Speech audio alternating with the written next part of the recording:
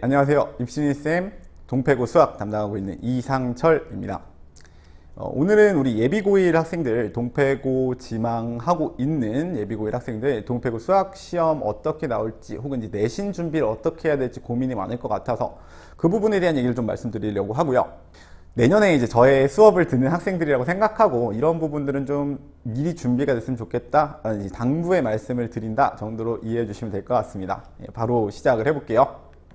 자, 일단 제일 궁금하실 거는 교육과정 개정에 대한 이슈가 있으니까 그 부분에 간략히 좀 소개를 드릴 건데, 교과과정, 우리 단원들 바뀌는 거, 그리고 단원 추가되는 내용들, 이런 부분은 이미 익히 아시고 있을 거라고 생각을 해요. 다만 이 부분이 우리 사실 여러분 입장에서는 그냥 이미 적용된 교육과정이었고 이전의 교육과정을 모르시기 때문에 크게 와닿는 부분은 없을 거고, 사실이 그렇습니다. 여러분들이 크게 이 교육과정을 이해하시고 파악하시고 할 것들은 크게 없다고 생각을 해주시고요. 단원명 그리고 순서 정도만 이제 변화가 있고, 이전 교육과정에 비해서 이제 개념들의 표현이라든가 정의라든가 이런 부분들은 1학년 과정에서는 변하지 않았기 때문에 그냥 아무 영향 없다라고 생각하셔도 사실 큰 무리 없을 것 같아요. 다만 우리가 이제 동패고 시험을 준비하는 과정에서는 이전 교과서와 다른 교과서 문제를 풀게 되고, 부교재도 아마 달라질 것이고, 내년에 이제 발표가 돼야만 정확히 알겠습니다만 기출문제의 유효성에 대해서 조금 의문을 가지실 수 있을 것 같아요. 지난 시험지, 재작년 시험지, 재작년 시험지를 푸는 것이 크게 의미가 있는가? 라고 보았을 때 일단 의미가 있다라고 먼저 결론을 말씀드리고요. 대부분의 교과과정상 개념의 뜻이, 정의가 변하지 않았기 때문에 다 유효성을 띠고 있다라고 생각을 해주시되, 이전 교과서의 발전 문제 문항, 이전 부교재의 특정한 문항들 같은 경우에 너무 이제 지엽적인 소재를 다루는 문제들의 경우에는 조금 배제하고 구분해 가면서 우리 지금 교과서, 현행 교과서에 실려 있는 내용들 위주로 파악을 해주시는 것, 그게 이제 필요할 것 같습니다. 그리고 이제 이번 개정 교과서를 확인해 봤는데, 우리 미래인 교과서죠. 교과서 내용에 기존의 기출문제들, 모의고사 기출문제들이 연습 문제로 실려 있는 경우가 덜어 있었어요. 그래서 이 말은 우리가 시험에 출제되는 기반이 교과서 문제이기 때문에 교과서 문제의 변형 문항이 이제 시험 문제라고 한다면, 그것이 우리가 모의고사 기출문제를 공부함으로써 시험 문제의 변형 문제를 미리 접할 수 있다라는 생각으로 확인하실 수도 있을 거고, 또 모의고사 문제 자체가 변하지 않는 출제 대상이거든요. 교과 개념을, 핵심적인 개념을 쭉 지켜서 푸는 문제들이기 때문에 시중 교재에 덜어 있는 조금 엇나간 문제, 너무 디테일하게 들어가는 문제들보다 훨씬 더 퀄리티 있고 좋은 문제들이기 때문에 제가 기존부터 중요성을 굉장히 많이 강조했는데, 올해는, 이제 다음 해는 더 중요성이 상승하겠다 정도로 이해해 주시면 될 것 같아요. 그럼 이제 동패고 시험을 어떻게 하면 잘 볼까? 동패고 시험은 어떤 시험인가에 대한 간략한 소개를 좀 드려볼게요. 일단 올해 2024년도 동패고 시험 같은 경우는 객관식 23문항으로 이제 계속 출제가 되었고요. 부교재가 있어서 부교재에 연계된 문항들이 다수 출제가 되었어요. 그리고 이제 변별력을 갖기 위한 모의고사 기출문항을 나름대로 변형하신 문제들이나 아니면 자체적으로 좀 출제하신 문항들이 1등급, 지금 현재는 4% 이내 들기 위한 그 싸움을 붙이는 문제로 변별력을 가지는 문항으로 출제가 되고 있다 정도로 생각하시면 될 것 같아요. 그래서 우리가 일단 동패고 시험을 준비하려면 현행 지금 학생들이 어떤 공부를 해야 하나 라는 걸 소개를 드리면, 출제 대상을 명확히 아셔야 된다. 내년에도 마찬가지일 겁니다. 고등수학 올라오셔서 이제 제일 벽을 느끼는 부분이 뭐냐면, 여러분이 유형 문제집을 하나 사서 보시면 유형 1번부터 17번까지 하면서 주르륵 문제들이 나와 있을 건데, 여러분이 시험 준비하시겠다고 그런 모든 문제, 세상에 있는 모든 유형을 풀겠다라고 하시는 건 사실 불가능에 가깝기 때문에 시험에 출제될 대상을 명확히 알고 교과 과정이 어디까지인지를 명확히 알고 공부하시는 게 무엇보다 중요하겠거든요. 그래서 앞서 말씀드린 기출 문제도 여전히 유효성을 가지는 것이고, 또 그런 부분들을 핵심적으로 공부하시지 않았을 때는 시험 준비가 진짜 밑도 끝도 없이 너무 멀게 느껴지실 수가 있어요. 근데 현실적으로 지금 학생들의 등급 컷을 확인을 해보면 알지만, 부교재 그리고 교과서에 대한 변형 문제, 그러니까 시험에 출제되기로 예고가 된 문항들을 전부 맞히실 수 있다라 그러면 현행 등급 체계, 9등급 체계에서 2등급 중하위권에서 3등급 상위권 정도가 지금 현재 동패고 등급 컷이에요. 그러면 이제 퍼센트로 따지면 15% 안쪽이 될 겁니다. 15% 안쪽 정도가 현행 등급의 학생들이 받는 비율이니까, 내년 5등급제를 생각하면 그 정도면 1, 2등급 사이의 어떤 경계선 정도가 되겠죠. 10% 이내가 1등급이니까. 그래서 일단 안정적인 점수대, 내가 일단 1등급 받는 게 목표지만 여러분이 시험이 쉽건 어렵건 일관된 점수대를 유지하시려면, 점수대가 아니라 등급대를 유지하시려면 항상 출제 대상에 대해서 명확히 이해가 필요하시고 그 부분을 집중적으로 일단 철저하게 준비해 주셔야 내 시험 점수가 안정적으로 나옵니다. 그래서 안정적인 점수대를 먼저 지켜주신 뒤에 그 뒤에 변별력까지는 고난도 문제들을 풀어주시는 게 맞거든요. 그래서 그 고난도 문제에 대한 얘기는 교과 개념을 일단 어떻게 적용하시는가에 대한 얘기가 될 것 같아요. 지금 출제되는 변별력까지는 킬러 문항, 흔히 부르는 내신의 킬러 문항들 같은 경우가 누구나 공평하게 시험 때 처음 보는 문제들이에요.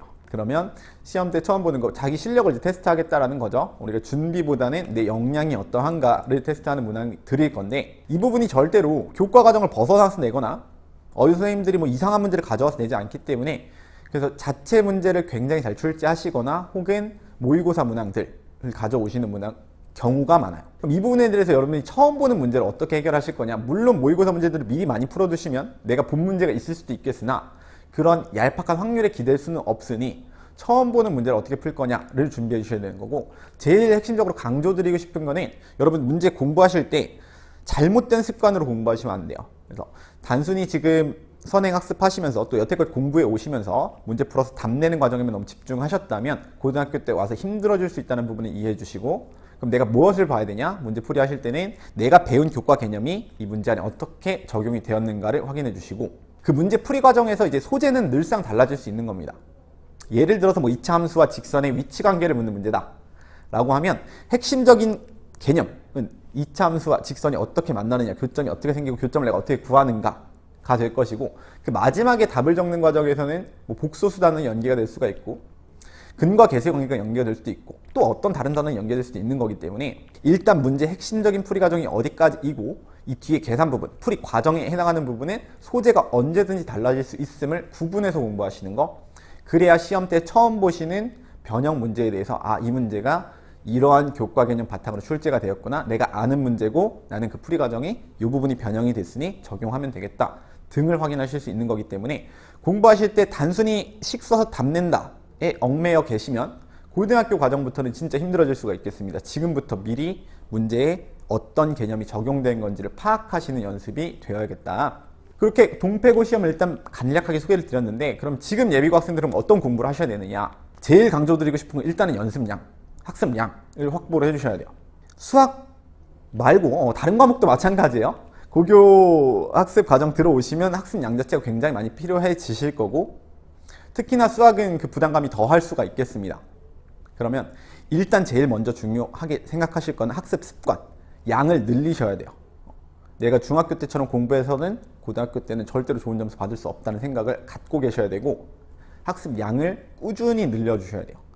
제일 중요한 거 꾸준히입니다. 이게 하루 이틀 나 오늘 6시간 공부했어, 5시간 공부했어가 중요한 게 아니고 늘상 이어가실 수 있는 꾸준한 학습량을 키워주시는 게 일단은 제일 중요하겠고, 그 과정에서 이제 기본기 연습이 탄탄히 되셔야 될 것 같아요. 학년 올라갈수록 수학은 어려워질 거고 새로운 것들을 배우시게 될 건데, 그 과정에서 이제 기본기에 발목을 잡히시면 그게 보통 우리 2학년, 3학년 때 수포자 하는 학생들 안타까운 상황이 발생하는 경우가 되거든요. 그래서 지금 아직 내가 중등 과정에서 조금 어려움이 있다라고 하는 학생들은 중등 과정에서 우리 함수, 방정식, 부등식 같은 기본기 단원들을 좀 철저히 복습을 해주시고, 나는 이미 잘해서 조금 선행까지를 하고 있다라고 하는 학생들 같은 경우에는 우리 이번 공통수학 1, 2에 들어가는 방정식, 부등식 단원들을 미리 공부해 주시고 또 반복해 주시고 계산 줄이는 것까지 좀 신경 써주시면서 기본기를 튼튼히 하시는 게 일단은 최우선 과제로 생각해 줍시다. 자, 그럼 그 다음은 고난도 문제까지도 이제 노려봐야 될 건데,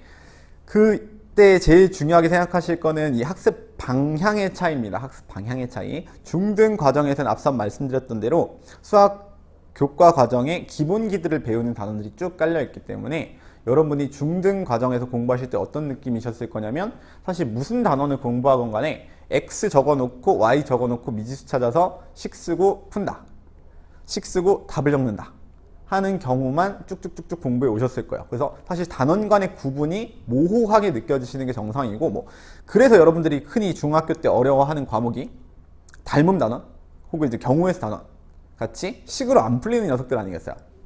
이제부터 고등 과정에서는 진짜로 우리 수학이라는 학문에 대해서 굉장히 기초적인 부분을 여러 단원에 걸쳐 배우기 때문에 단원마다 이 단원은 개념을 이렇게 이해하고 이렇게 공부해야 된다, 이 개념을 이렇게 공부하고 이렇게 적용해야 한다 하는 학습 목표들이 되게 세부적으로 나눠져 있을 거예요.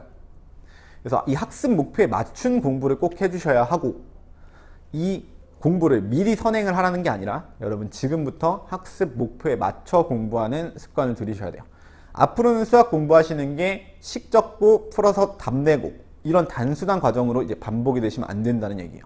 그래서 지금 공부하시는 과정부터 학습 목표 확인하고 내가 이 단원에 맞는 학습을 하고 있는가, 이 단원에 맞는 풀이를 하고 있는가를 꼼꼼히 체크해 주시고, 이 부분을 유념하고 고등학교 올라오셔야 그 뒤에 배워가는 단원들이 단순 반복이 안 될 거고 어느 순간 벽이 느껴지는 그런 상황을 마주하시지 않을 거예요. 그래서 무엇을 공부하는지를 목표를 확인하고 푼다가 굉장히 중요하겠고, 지금 아래에 적어 놓은 숫자들이 이게 뭐 수학 퀴즈 이런 게 아니고, 이게 동패고 작년 등급 컷이에요. 1등급 컷이에요. 그럼 이제 4% 이내의 등급 컷이죠. 내년은 또 다르겠습니다만, 지금 현행 기말고사가 아직 끝나지 않은 상황에서 작년 등급 컷을 좀 들고 왔고요. 1학기 2번, 2학기 2번인데 1학기 2번보다 2학기 2번이 당연히 점수가 떨어지는 게 보이죠. 1학기 과목들이 대부분 중등 과정에서 공부했던 기본기와 관련된 단원들이고, 학생들이 이 부분은 그냥 익숙해, 식 적고 답을 내 하는 거에 익숙하기 때문에 컷이 높다가 2학기로 넘어가면 이제 단원들, 고등학교에서 새로 배우는 단원들이 들어오고, 그럼 학습 목표에 맞춰서 공부하지 않고 그냥 늘 하던 대로 식 적고 답 적는다 만 반복하는 학생들은 점수가 쭉쭉쭉 떨어질 수밖에 없는 거거든요. 물론 개별 시험의 난이도 차이도 조금 존재하긴 하겠지만 전반적으로 학기가 진행될수록 점수대가 낮아진다, 학생들의 성취도가 낮아진다라는 게 일반적인 이야기이기 때문에 그 부분에서 이제 무너지지 않으시려면 공부 방법이 단원마다 다를 것이다 라는 것은 유념하고 그 방법에 맞춰 공부하는 게 습관이 되셔야 될 것 같아요. 자, 아래에 있는 4개의 점수는 사실 이제 제 학생, 우리 제 수업 듣는 학생의 점수고요. 뭐 1학기 끝나고 전학을 와서 그 뒤부터 저랑 공부한 학생이긴 해요. 원래 수학 좋아하는 학생이고 진짜로 열심히 하는 학생, 진짜 치열하게 공부하는 학생인데, 어떤 학생들은 이렇게 점수가 오릅니다. 지금 이 학생은 2학년, 현행 2학년이죠. 뭐 시험에서 운 나쁘면 하나 틀리고 뭐 실수하면 하나 틀리고 안 그럼 100점 맞고 하는 최상위권 학생이고요. 단원에 맞게 공부하면서 성적이 향상이 되는가, 혹은 그냥 하던 대로 풀어서 성적이 점점 내려가는가의 차이는 우리 목표를 알고 공부하느냐 모르고 공부하느냐의 차이기 때문에 이 부분 유념하시면서 지금부터의 공부는 고등수학 공부고 단순히 식 쓰고 답적자가 돼서는 안 되겠다라는 걸 좀 강조를 많이 드리고 싶어요. 그래서 여기까지 좀 기억해 주시고, 앞으로 진행될 고등학교 공부에서 힘든 일이 많이 있을 거고 시간도 많이 투자하셔야 될 거고 어려우실 건데 좀 파이팅 하셨으면 좋겠고, 오늘 이 말씀드린 내용이 좀 부디 유념해 주셨으면, 또 앞으로 공부하실 때 도움이 되셨으면 하는 마음이 좀 있습니다. 그래서 다들 힘내시고 공부 열심히 하시기 바랍니다. 예, 감사합니다.